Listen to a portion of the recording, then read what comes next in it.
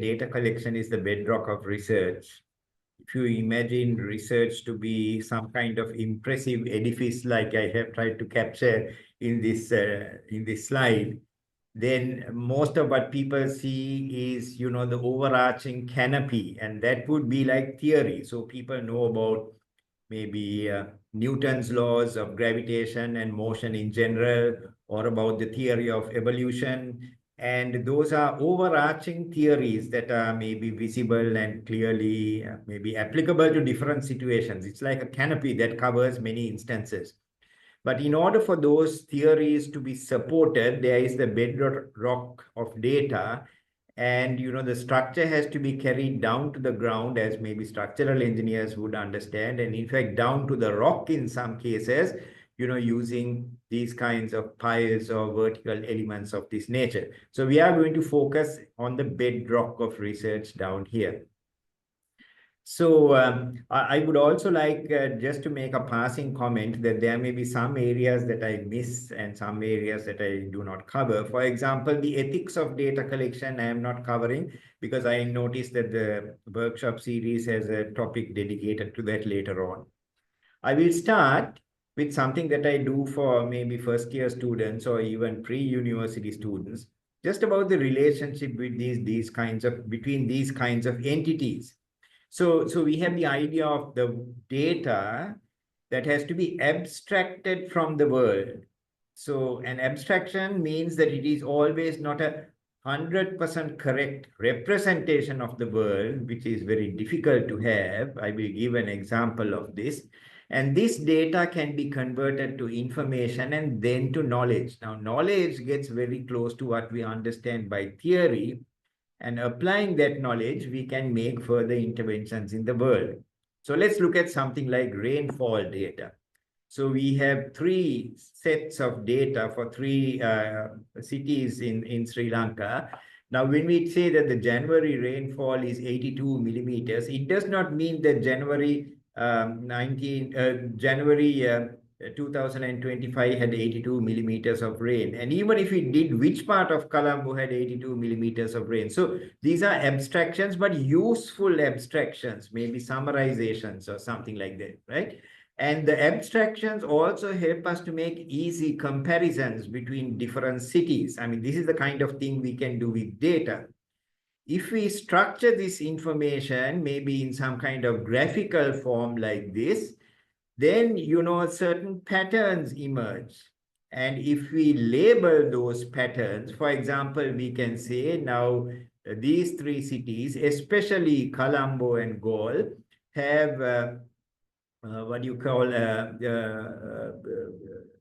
a double peak in the rainfall pattern when it comes to certain months, right? Or you can do another kind of data transformation like this and try to correlate the Colombo rainfall with the rainfall of the other two cities and discover that the Galle rainfall is very, very correlated to the Colombo rainfall. And then you can make certain linguistic statements by saying, like the one that I said before, there is a double peak in the rainfall, or the Galle rainfall is very similar to the Colombo rainfall. And so it can help us to take certain actions. For example, the Australian cricket team is touring Sri Lanka today. I don't know whether the Board of Control for Cricket is aware of these. They probably are, because the January, February period, the cricket matches are being played in Galle and in Colombo.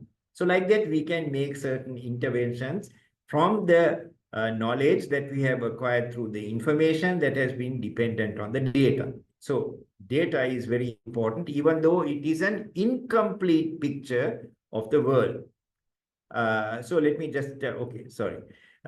So now this data collection and data analysis, maybe you can consider to be the kernel. This is a slightly different metaphor. Earlier, I spoke about the idea of a bedrock, but here it is the idea of a kernel.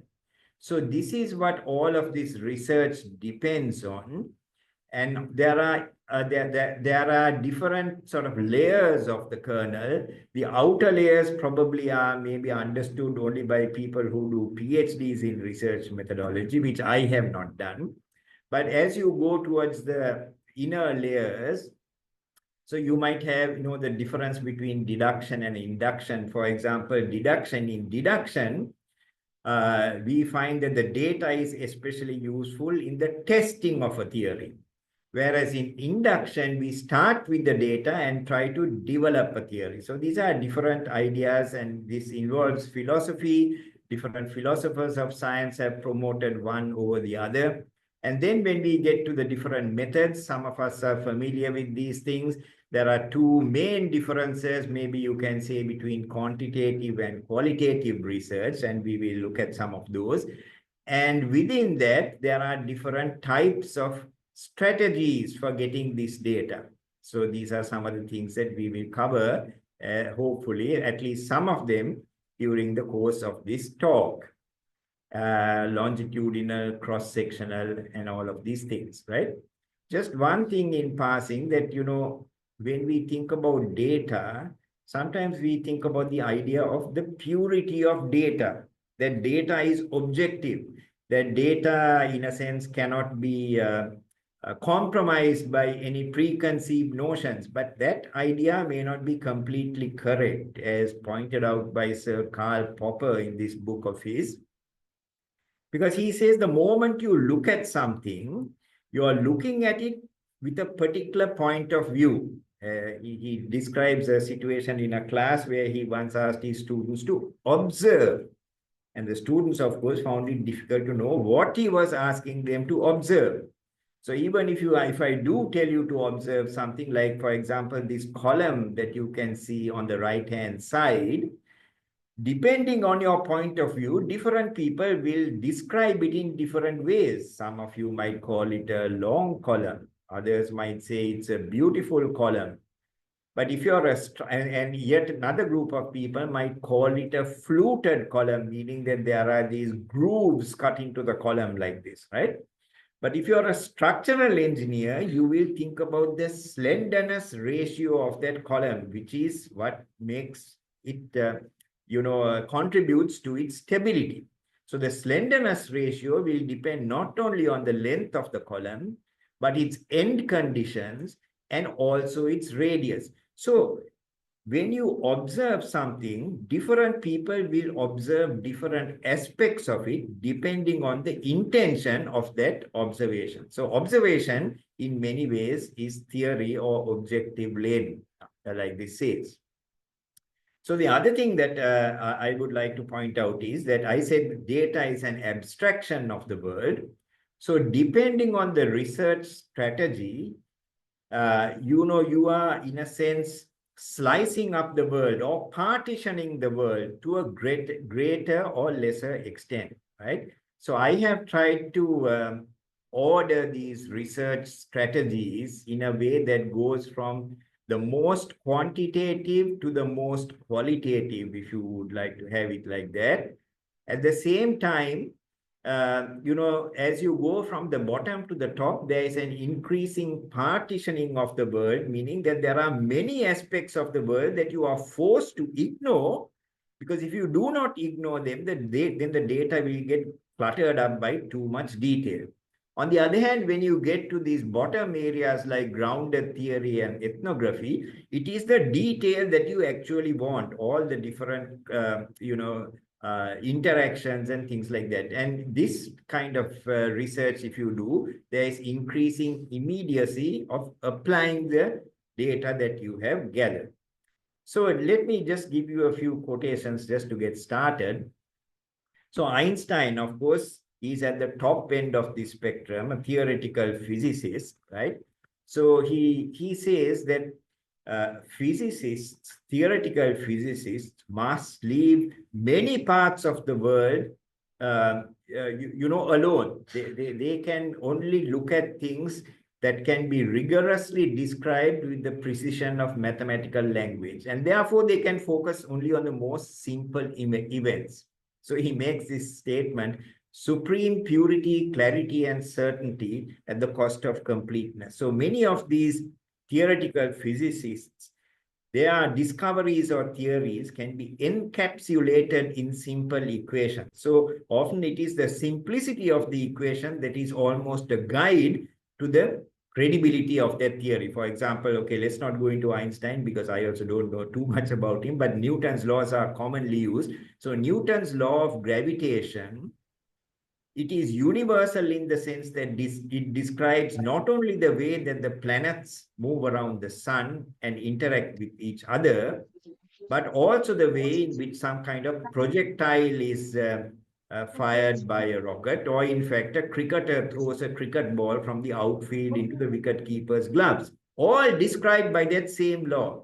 But there are so many parts of the world it ignores. I mean, Newton's laws completely ignore the biological diversity of our world. It ignores the human interactions. So all of those things are not covered by theoretical physics. Similarly, if you look at experimental methods, now this is attributed to Bacon, and this author has talked about Bacon's attitude, where he says that nature has to be compelled to give up its secrets. So under the nature should be, it is only under constraint and vexation that nature yields up its secrets.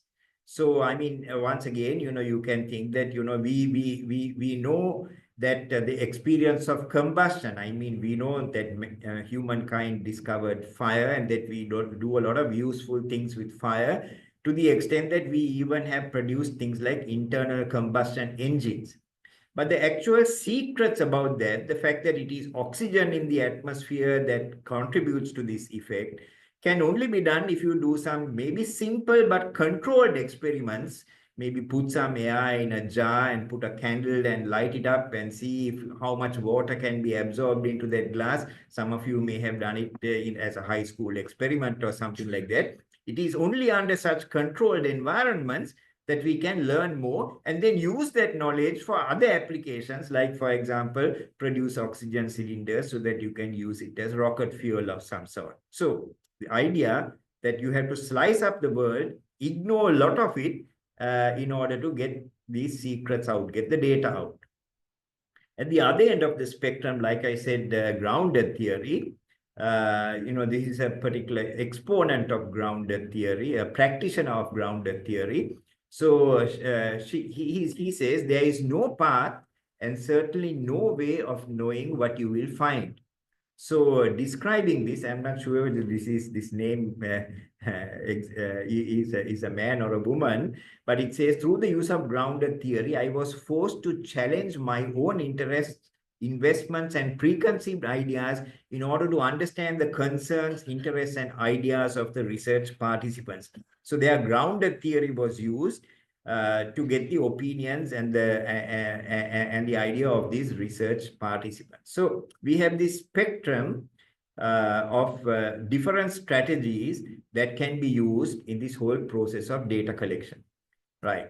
So now the way I'm going to structure my talk is to give different examples, and through these examples, I'm going to maybe deal with some of these distinctions and also some tensions.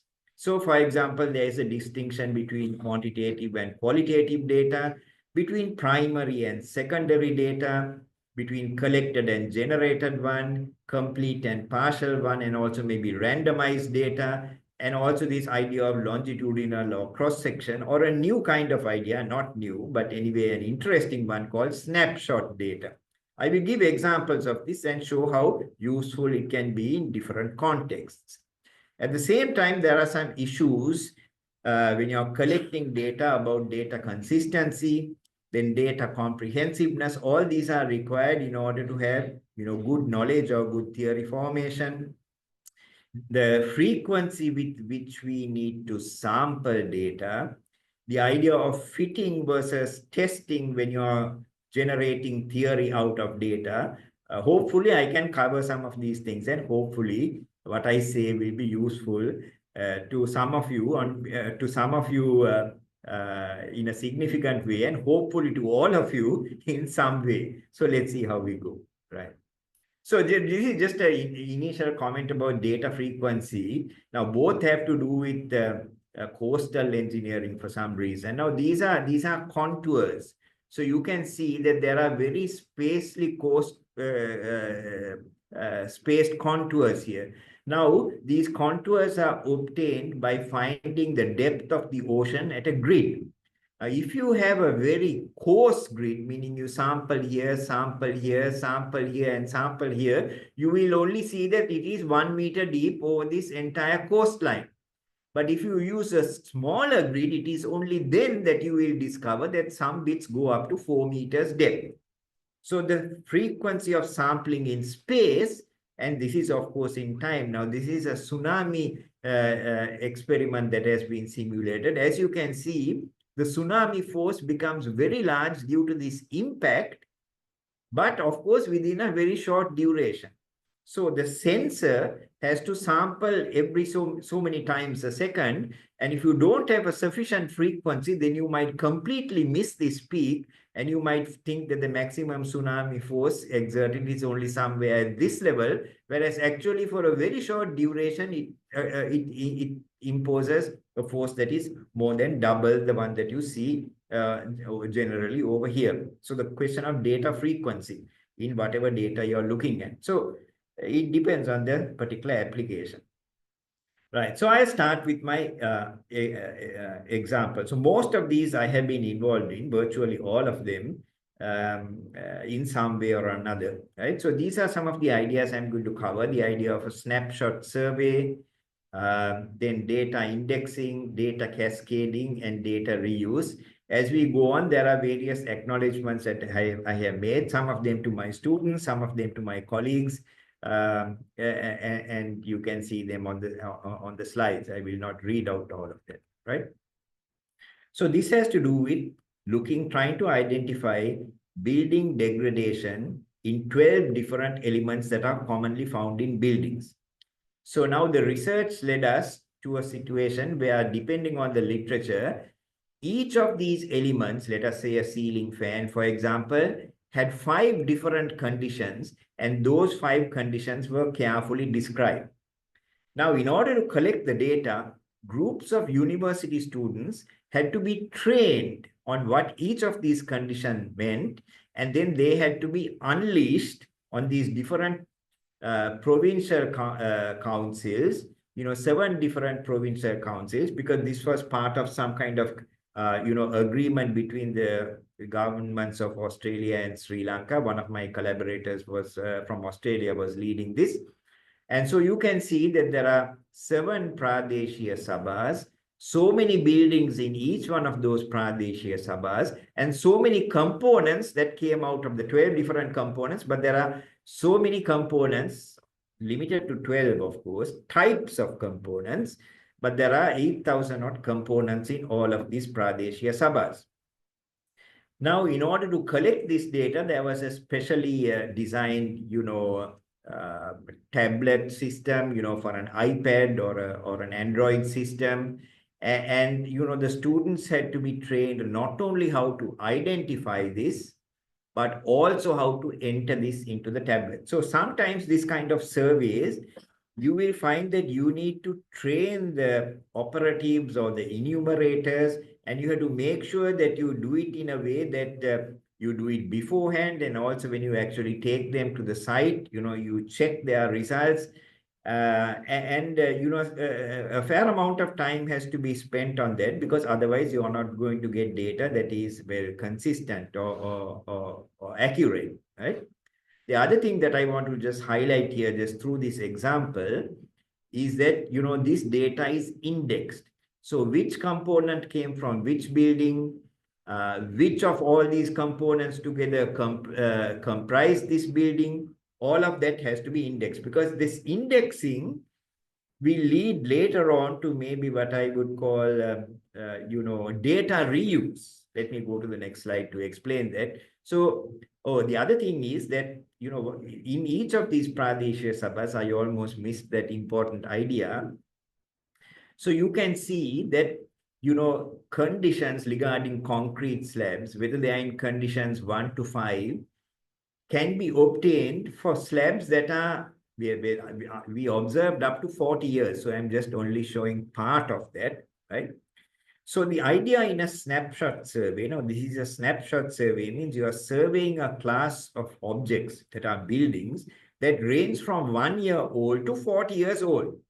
Therefore, you can get an idea about how they degrade over those 40 years for different elements, different periods, right? So I think this is for something else. So now you can see that this is condition 1, and this is after modeling this, right? So you can see that in some years, there is no data, right? Because there are no buildings that are 9 years old that have concrete slabs. Maybe they have only roofs without slabs. And at 10 years old also, no data.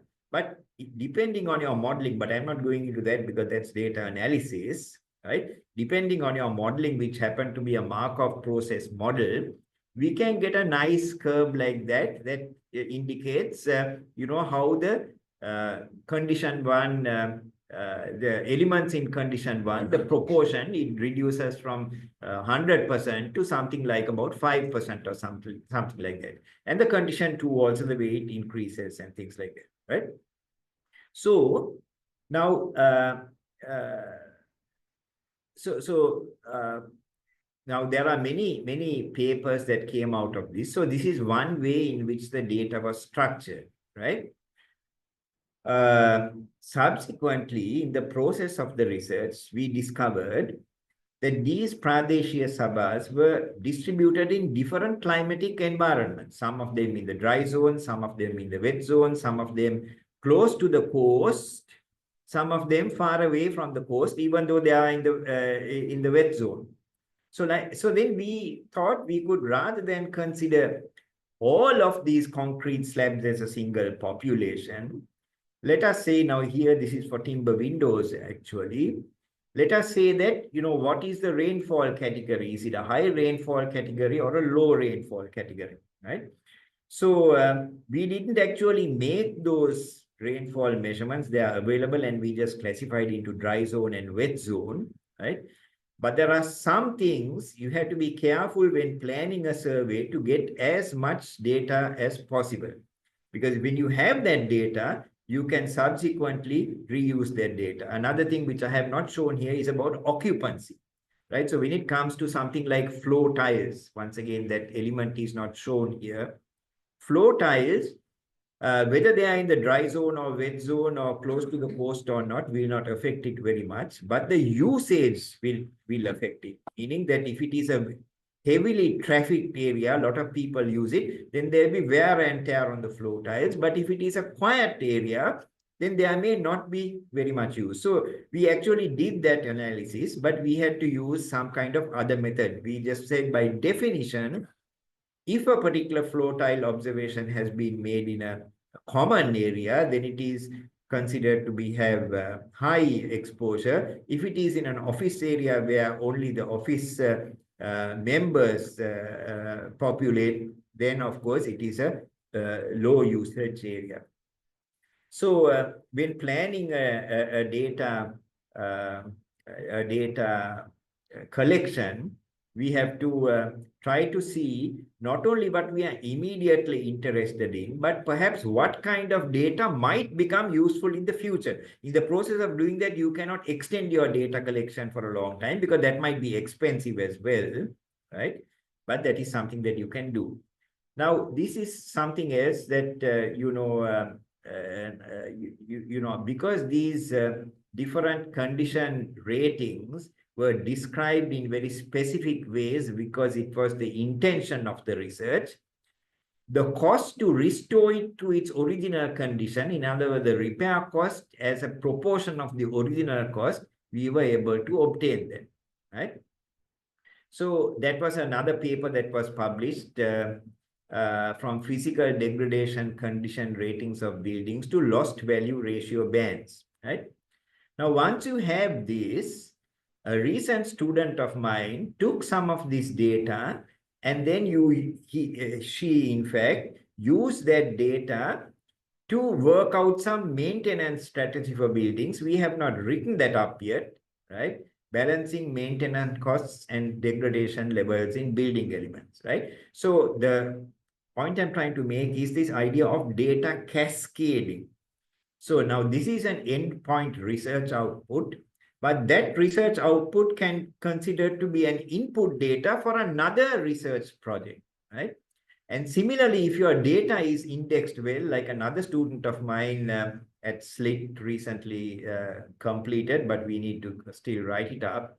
Rather than modeling the data for individual elements, he was attempting to combine all of these elements and to get some kind of degradation pattern for a building as a whole, Now we were able to use Vajira Vikramasinghe is the person who did the original research. We were able to use his data only because it was properly indexed. And he was able to say that which element was in which building and which sets of elements were in which building. So because of that, we are now able to do this analysis at the level of the building, right? So all these things are important. A snapshot survey, you can get a long period of data without actually waiting for 12 years or 20 years, because you are looking at things that are of different ages. Data indexing, data cascading, meaning that the output of one project becomes the data for the next one, and data reuse, right? Okay, so let's go to a different kind of project in a sense. I mean, this is more a structural engineering project. The earlier one perhaps was more like in between sort of, structural engineering and management. So this is about the fragility of infill masonry reinforced concrete frames. This is actually led from Southeastern University. This has not been published yet, in the process of getting published. But these are some of the areas that I would like to highlight. Data comprehensiveness, collected versus generated data, and the data, and also data from literature. Right. So now you can see that, my colleague and his student at Southeastern University, in order to do this, they were trying to look at the way that, these masonry infilled reinforced concrete frames, which is what many buildings in Sri Lanka have, including school buildings, which we have been looking at recently together in a different project, how they behave under earthquake loading. Now, Sri Lanka is experiencing some tremors, so so we need to be prepared for that. So you can see the number of journal articles. 50 journal articles have been collected like this. All of these people have done similar experiments, right? So we can collect all of this. So this is getting data from the literature. So we can get data from that, and then we can do our own analysis based on that. But if you look a little closely at this data, you see all of these experiments done by different people, they can be characterized by different parameters. For example, like the strength of infill masonry. Then the aspect ratio, meaning the height divided by the length of the wall. Then the amount of longitudinal reinforcement in the concrete frame, and whether it is a ductile or a non-ductile frame. So all of these different experiments, I'm not sure how many there were in all. There are 50 papers, but maybe more than that experiments, maybe double the number of those experiments or more, right? Now, if you classify according to these parameters, so we find that there are gaps, actually. So most of the credit must go to Dr. Thambu, who was doing this research, and his student. So there are gaps in this area. So what did they do in order to fill these gaps? Rather than, because they did not have experimental data to go on, so they actually simulated that using a numerical model and with these parameters that filled the gaps that were identified in this tree. So now you have both experimental data, and then you can get what are called fragility curves like this, once you subject them to earthquake loading numerically. And then, of course, you have the numerical loading like this as well, the numerical outputs. And then if you want to get a complete comprehensive picture about the average performance of this kind of infilled masonry reinforced concrete frame, then you have to use the combined fragility curves in this way. So you can see this brings in the idea of getting literature from the data from the literature, where there are gaps, combining it with generated data, generated using a numerical model, And also ensuring that, the research that we do, the area that we cover is dealt with comprehensively and filling any gaps that are available, that are discovered. Right. Okay. So let's look now at survey data. So survey data is something that maybe many people do. So again, there are things like data correlation that are important, data consistency, and also sample size, right?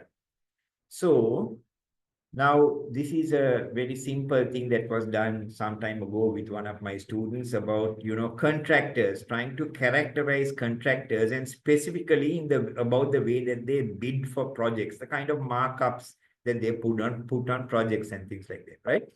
So typically a questionnaire is used for this kind of survey. And, we have different classes like this. So for example, the annual turnover, how many respondents, percentage of respondents are in this category or greater than 50 million, and all of those kinds of things, right? Now, this is a little to do about data analysis, because there are many projects that I have seen, papers I have read, theses that I have supervised, theses that I have maybe examined, right, which do not make full use of this data. Once you have the data, you must try and make maximum use of it, right?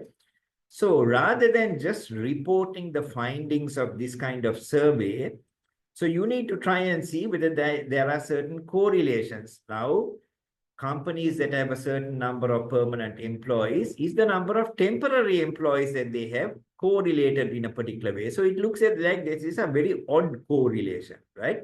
So, if it is below 10 employees, then they have, of course, many temporary employees. But even companies that have a large number of employees continue to have that large number of temporary employees as well. So you begin to see some pattern, right? Or the relationship between annual turnover and value of construction equipment. So when you do these surveys, we need to make sure that we maximize the use of that data.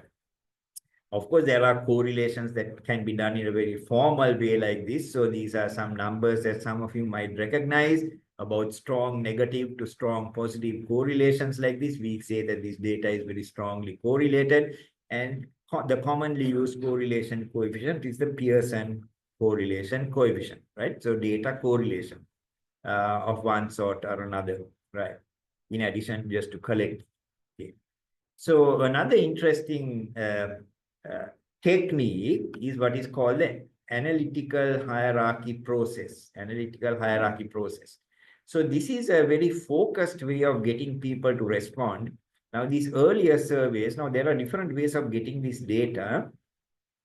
Now, this, of course, comprised giving the questionnaire or sending it off to different contractors, right? So the amount of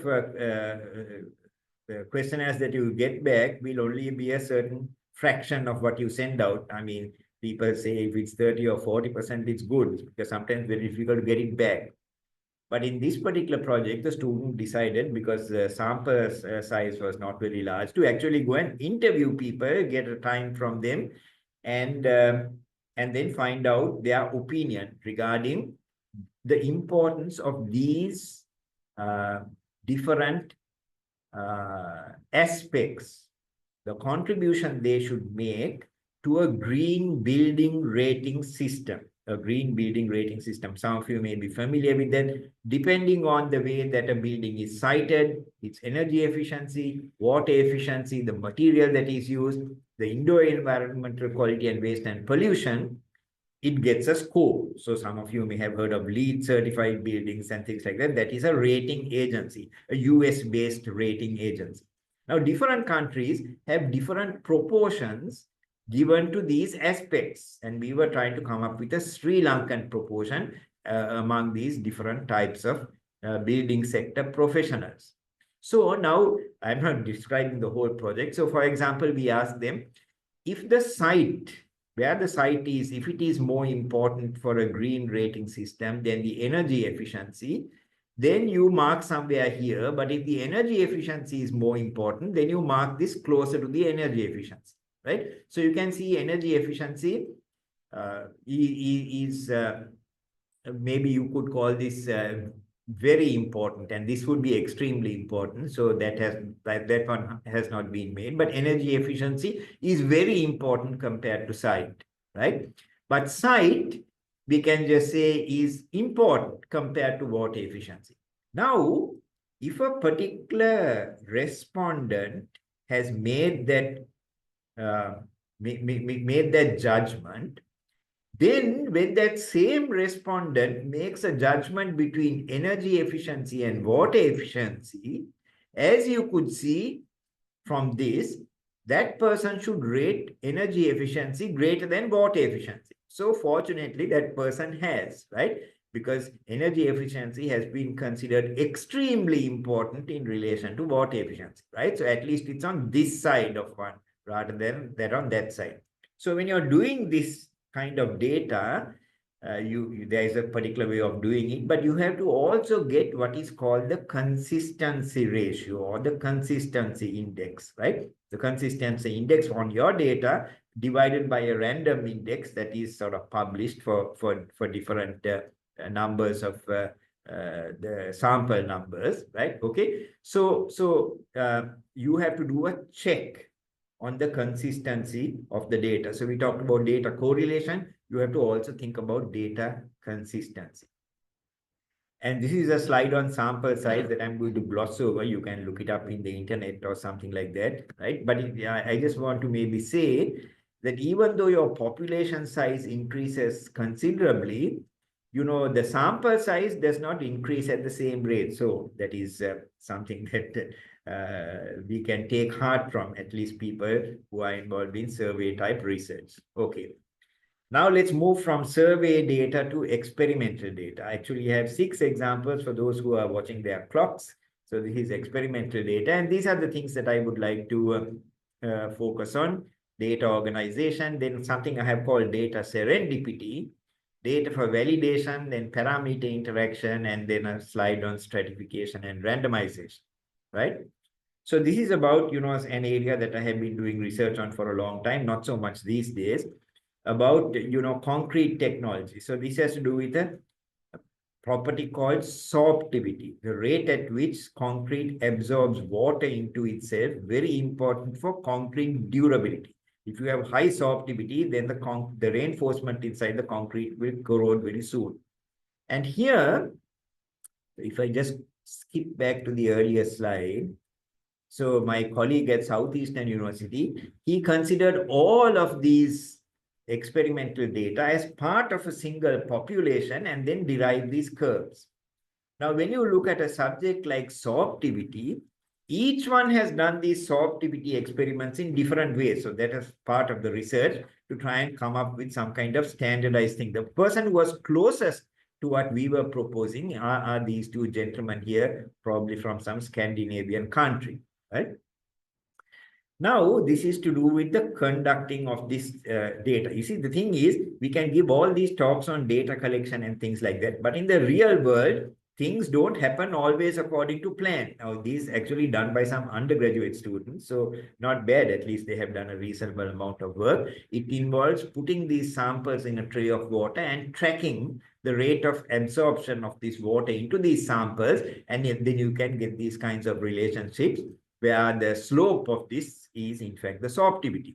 And here we are plotting that sorptivity, not these things, but the actual slopes, this value of the slope, we are plotting against desorption ratio and the sorptivity, right? So there are different types of concrete, some two different grade strengths of concrete and 2 different exposures. Some were to be put in an oven and some were to be kept in the air. So different amounts of water would be dried out from them, and depending on the amount of water dried out, the sorptivity values would change.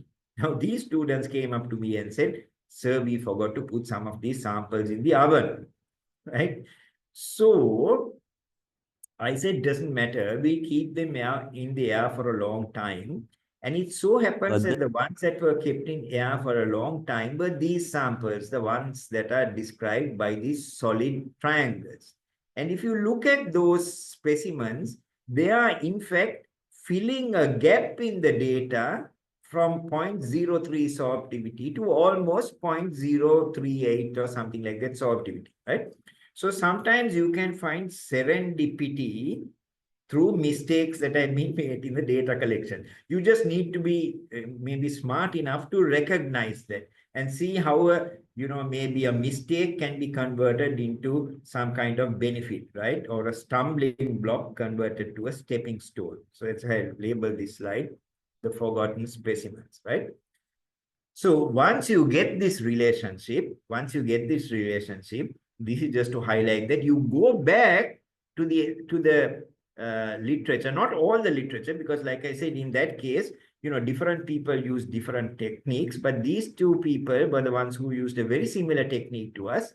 And we can then check or try to validate what we have done using their numbers. So you can see this is very close to our best fit curve. This one is, of course, a bit of an extrapolation from it. We have not tested in this range. So it gives us certain confidence. And of course, the journal that you write to, if you produce a figure like this, they will accept it because they know that you are setting your own work and judging your own work by other people's, right? So this question of validation, data validation, or maybe result validation, you have to do in different ways. So there are different things that I have indicated here. One is one that I have already described. This is another one here where, a particular, the current research, used, the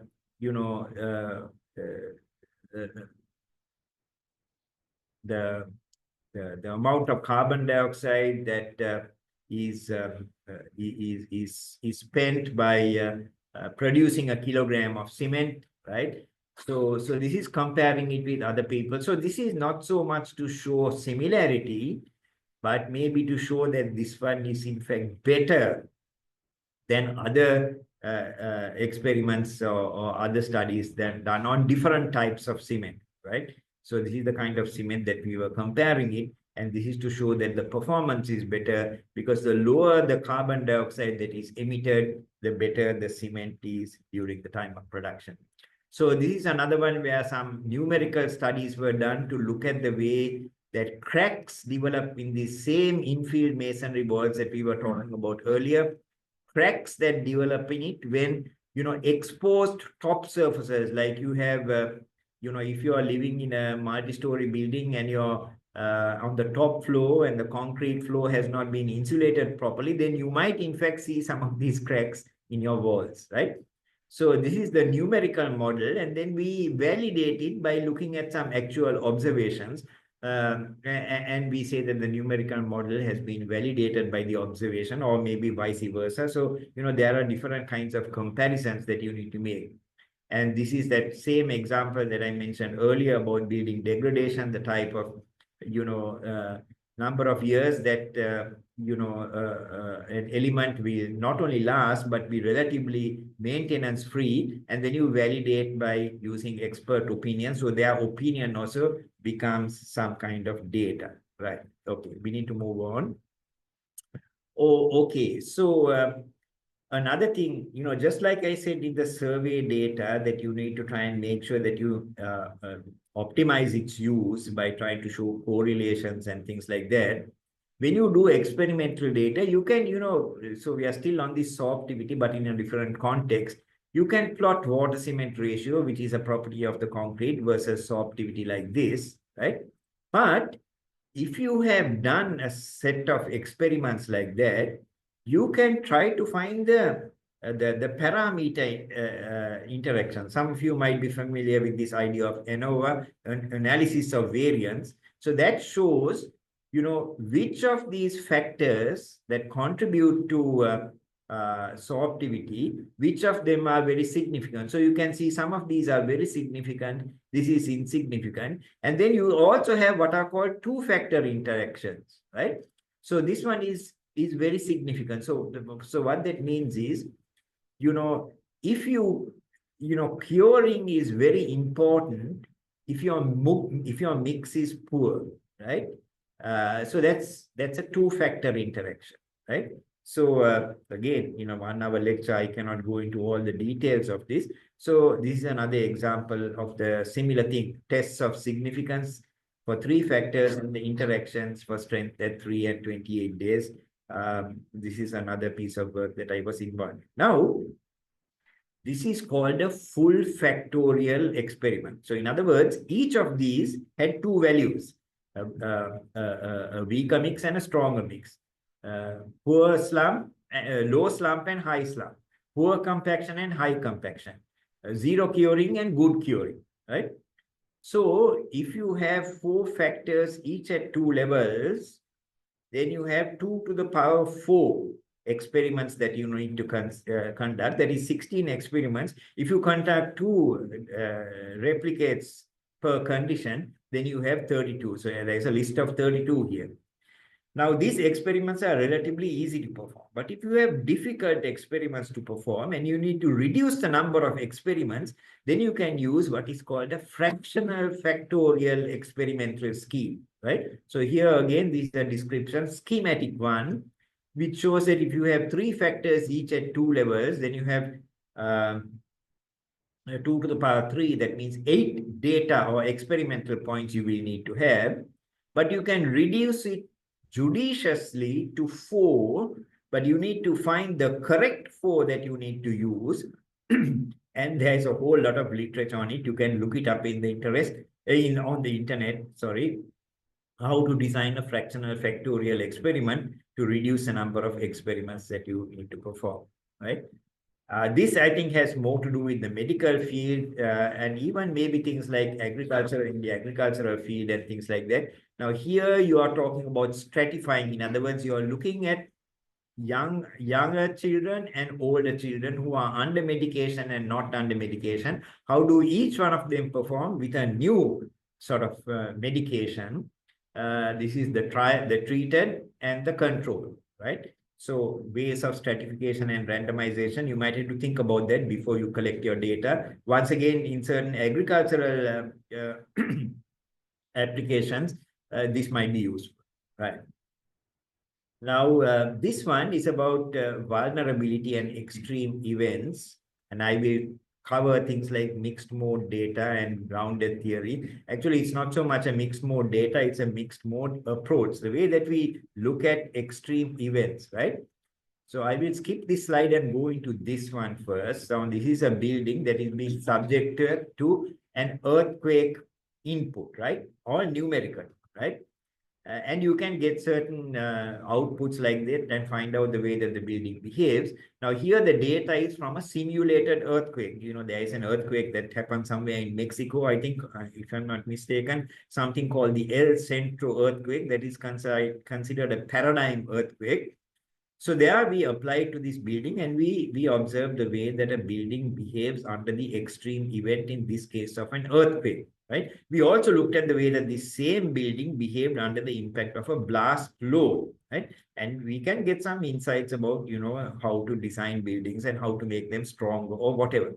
But because Sri Lanka experienced a lot of bomb blasts at a certain time in a not so distant history, I had a student doing a grounded theory exercise on it. Now, unfortunately, we did not have any data from Sri Lanka, but we had some case reports, blast case reports, as it happened from the UK. And, you know, those case reports give descriptions like this, right? So then if you use this idea called grounded theory, which once again, some of you may be much more knowledgeable about than I am, right? Then you end up with, you know, data strings like this. So data is not in numbers, but it is in descriptions like this. Both blockwork and brickwork have little lateral strength. That is, these phrases or at least ideas, maybe the same phrase was repeated in a slightly different way by a different case report. So we build up this body of data. Then we combine them together, you know, to have the idea of concepts. So data will lead to concepts. Concepts will lead to something else, with the name of which escapes me now. And then you have these top level objects in a hierarchy, right? Now, before that, if you look at these concepts, so these are now, this is data. This is probably at the level of a concept. You can see that, you know, in these case reports, advance warnings, the concept of advance warnings was referred to. The concept of use of glass were referred to. They are the top two concepts that come out of this more holistic data, which is not only concentrating on, an impact loading of the blast, right? So because of that, when you are thinking about the overall vulnerability of a building, not only must you do this kind of analysis, but you must think about, what is going to be the effect of blast. And that will be covered in different parts of this hierarchy. I have chopped off the bottom part of that hierarchy. And also the idea about the nature of terrorism. Now, in these reports that came out of the UK at that time, one of the things that they had observed that the Northern Irish terrorists who were exploding bombs in London, in fact, even during when I was doing my doctorate there, that they always gave advance warnings because they did not want to be too unpopular with the British public. They just wanted to destroy property, right? So then the nature of terrorism also gets covered, although I have cut off this hierarchy under environment. One of the nodes there is the nature of terrorism. So this is a much more holistic approach. Each one has its use. So that's why I have called it mixed mode data. Actually, it should be mixed mode approaches, right? This is the more holistic approach, maybe qualitative approach. This is the more quantitative approach that helps you to actually harden the structure against some kind of thing, right? Right. So now this is published data.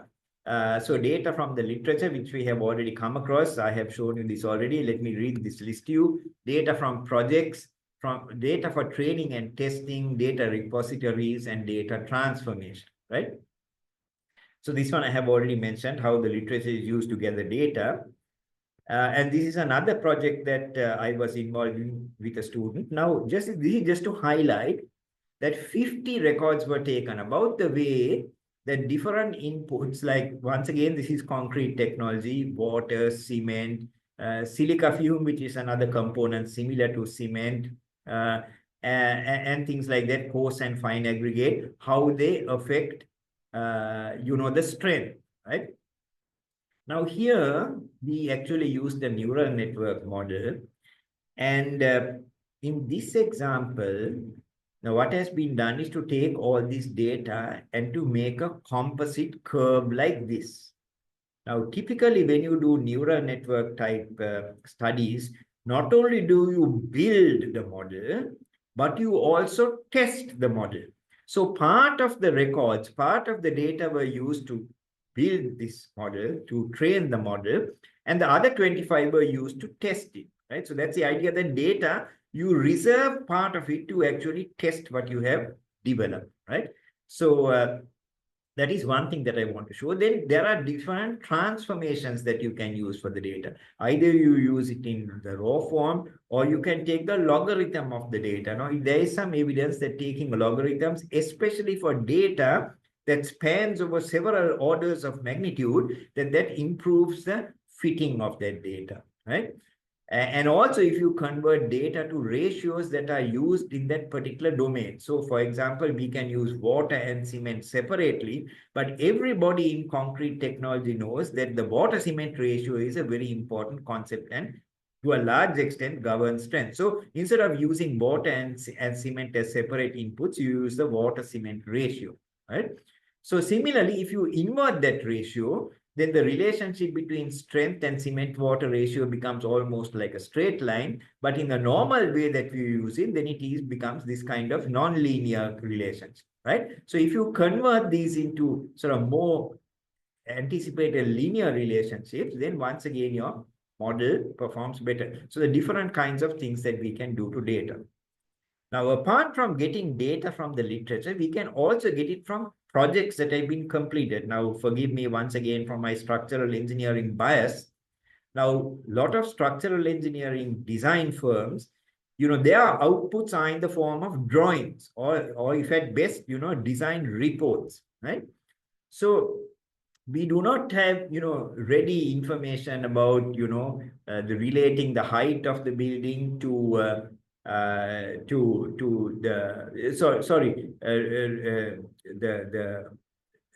column size, right? How is it related to the building height? How is it related to the spacing of the columns? How is it related to concrete grade? All of that, the data is not in an easily available form. You have to maybe look at each drawing in turn. So if you have a student, of course, you can unleash the student on this kind of thing. You can get that data, and then you can then try to build your model based on that. So you're extracting the data, not from literature, but from some completed project, in this case, structural drawings, right?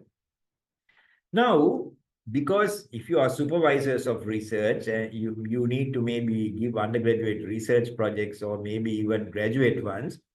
Now, there is a lot of published data because increasingly journal publishers request you, or in fact, want you to supply this raw data, maybe not in the journal paper itself, but in what is called supplementary material. So this is one example of that, right? And there are also journals that are dedicated to publishing data. This journal is called Data in Brief, open access journal, right? Also, there are data sources, this thing called Mendeley data, I think run by Elsevier. So you have, this strength modeling of high strength concrete, maybe similar to what I did, but much more recently, it is actually a data set. So you can actually get those data sets, and then you can, so those especially interested in things like building models and things like that. There are many data sources now in these repositories, right? So let me finish now, right? Especially for people interested in building models, and AI is now a dominant theme now. Increasingly, people recognize that, originally it was the cleverness of the algorithm that was important. How clever is your algorithm, right? And people had a lot of difficulty in the early days. Then it is the processing power that became difficult. So people had to use many computers, supercomputers, parallel processing and all of that. But now the greatest impediment, is the data. So data is very, very important. And that is why this may be this topic, which I did not choose. So I need to congratulate the organizers for choosing it. The idea of data collection, getting data, good quality data, of course, is very important. And I will end by talking about the need for data sharing. One of the biggest problems, I think, is that people do not share data. Of course, it is true, like in that first example that I gave, the data that we use. Now, I have already either written or plan to write 6 papers of it. And maybe I might think of another use for that data also, right? But the more you share data, then the more creative its use can be. And then you will also get cited, I suppose, for your data. And so that's a very important idea. I will finish with a nice historical example about data sharing. So this is about how this Frenchman called La Perouse, who was sent by King Louis XVI to discover what is now known as Australia, right? So actually, there were very long routes that people took, and they made certain discoveries and wrote this up in journals. So they set out in 1785 for the South Pacific, whereas, a separate independent fleet set out from England in 1787. Maybe they took a more direct route, but La Perouse missed beating the British to Botany Bay by just a matter of days. It is 5 days after the British sailed to Botany Bay, and the British, of course, wanted to colonize this new landmass called Australia. Those days it was called New Holland, with their convicts, right? So, of course, I don't know, maybe France and Britain at that time were having some kind of temporary ceasefire because all these countries were at war all the time. La Perouse did not, contest it very much. In any case, Botany Bay was not a very nice harbor. The British had already discovered Sydney Cove, but they did not tell the French that. But La Perouse, he was not only a military person, he was also a scientist and an explorer. He knew that he was going to spend more time in the South Pacific. And it says that before he departed from Botany Bay, he sent over to Commodore Arthur Phillips a dispatch of writings and journals to be forwarded to the French ambassador in London on the first outward boat to England. So this is not strictly data sharing, but he was giving his data to the British, right? It so happened that the British, in fact, faithfully transmitted that to the French ambassador in London. And a good thing that he did, because after Laperouse set out, he was never heard of again until in 1964, 2 centuries afterwards, the remains of his ships were found wrecked outside a reef in the Solomon Islands, right? So fortunately, he shared his data, and as a result, in 1797, although Laperouse was dead by that time, they were published in Paris under the titles The Voyage of Laperouse Around the World, with all his sort of journals and scientific data.